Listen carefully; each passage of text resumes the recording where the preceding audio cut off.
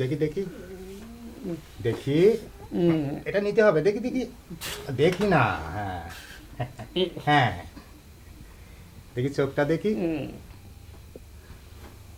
চোখটা খুলতে হবে। দেখি এটা দেখি, জিহ্বাটা দেখি দেখো বাবা, কিছু হবে দেখি, না। হ্যাঁ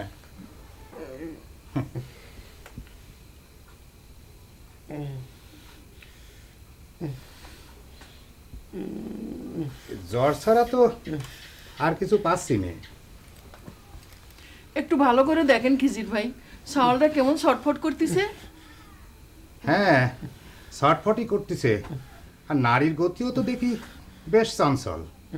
আচ্ছা এরম হইল কি করে?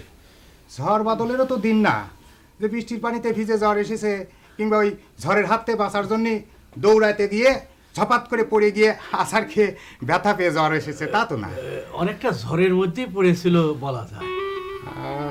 বলা যায় মানে একটু খোলাসা করে বলেন তিনি। কেমন করে বলি, লজ্জারও কথা। আরে না না, ডাক্তারের কাছে লজ্জা করলে কি চলে? খোলাসা করে বলেন বলেন।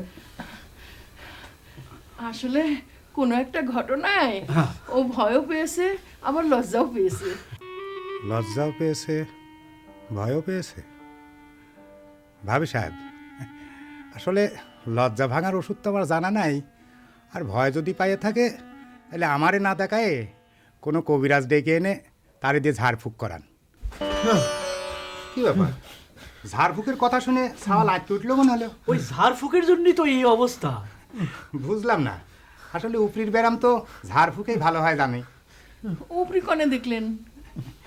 তাছাড়া তো আর কিছু দেখছি নে। কই দেখি দেখি দেখি, বুকটা একটু দেখি। জোরে জোরে নিঃশ্বাস না তো।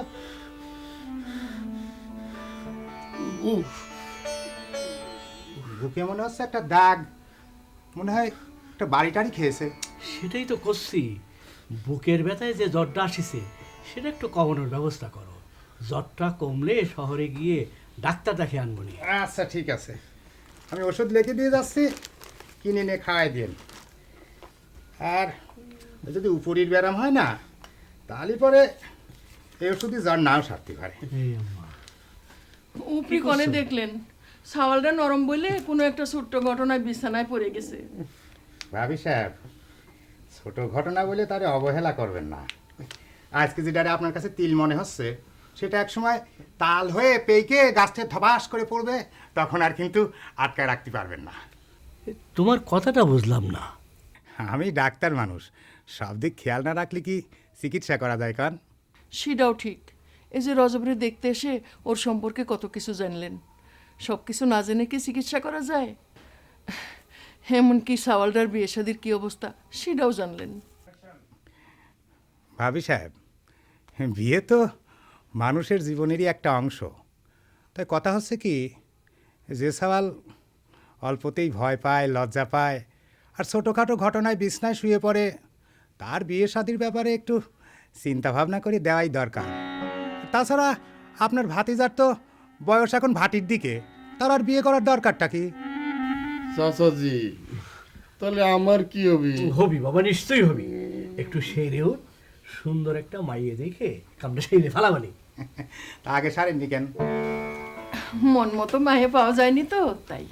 এই দেখ, চারদিকে কত পাত্রী ঘুরঘুর করতেছে, আর এরা বলে পাত্রী খুঁজে পায় না। কোন গায়ে? কোন গায়ে আবার? এই গায়ে। বুঝলাম না।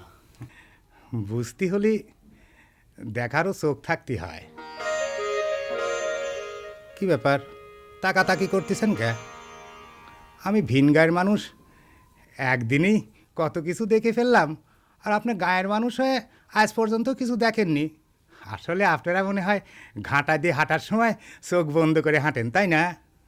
একটু খোলাসা করে কন্ত ভাই, আসলে কি সুন্দর একটা মেয়ে এই গ্রামে আছে? সাওয়ালটার জন্য বড় পেরেশান হয়ে গেলাম। এখন কি আর আছে বলা যাবে, বলতে হবে স্যালো। মানে? আমি ওই রমিজের মেয়েটার কথা করছিলাম।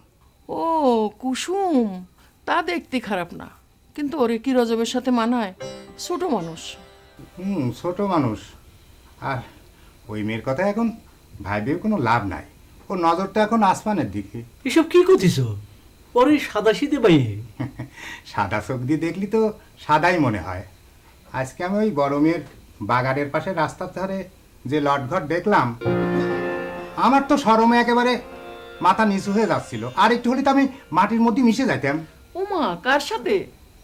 কার সাথে আবার? রাজপুত্রের সাথে। মানে? বুঝলেন না? এত কম বোঝেন। আপনার এখানে রাজা কিটা বড় মিয়া না? তার পুত্রের সাথে, রাজপুত্র। ঠিক আছে, আমি আসি। যদি কোনো অসুবিধে হয় আমারে খবর দেন, আমি চললাম।